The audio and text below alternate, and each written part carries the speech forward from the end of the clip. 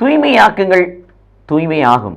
இது இயேசு கிறிஸ்துவுக்குள் பிரியமான என் சகோதர சகோதரிகளே, இந்த நிமிட நச்சரிக்கை இயேசுவின் நாமத்தில் நான் உங்களை அன்போடு அழைக்கிறேன். தூய்மையாக்குங்கள், தூய்மையாகும். எதை தூய்மையாக்க வேண்டும்? உட்புறமாகிய இதயத்தை, உள்ளத்தை, மனத்தை தூய்மையாக்க வேண்டும்.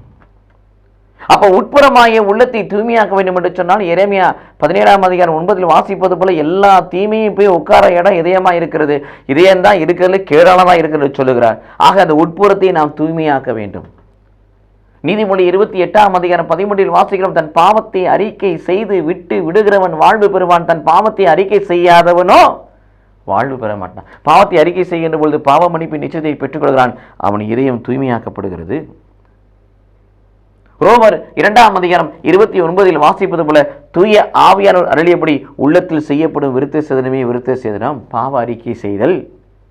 அப்படி செய்கின்ற பொழுது பிரியமானவர்களே, 36 எசேக்கியேல் 36:25-26 வாசிக்கிறோம், கல்லான இதயத்தை எடுத்துவிட்டு கனி உள்ள, சதை உள்ள, உணர்வுள்ள இதயத்தை வைத்து தன்னுடைய உடன்படிக்கையும் தன்னுடைய சட்டத்தையும் கடவுள் அங்கே வைக்கிறார்.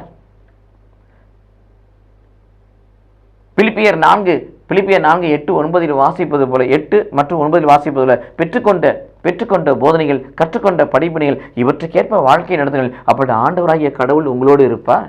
அந்த ஆண்டவர் எப்படி இருக்கார்? ஆவியானவராக இருக்கிறார். அந்த ஆவியானவர் உங்களுக்குள் எனக்குள்ள இருக்கிற நம்ம யாராக இருக்கிறோம்? ஆண்டவரின் ஆலயமாக இருக்கிறோம். இத்தகைய நிலையில் நாம் நம் உட்புறத்தை தூய்மையாக்கின்ற பொழுது நம்முடைய வெளிப்புறமும் தூய்மையாகி ஆண்டவரின் ஆலயமாய் மாறுவோம். முந்தின ஆலயத்தின் மகிமையை காட்டிலும் பிந்தின ஆலயத்தின் மகிமை அதிகமாக இருக்கும். கடவுள் நம்மை ஆசீர்வதிப்பாராக. ஆமென்.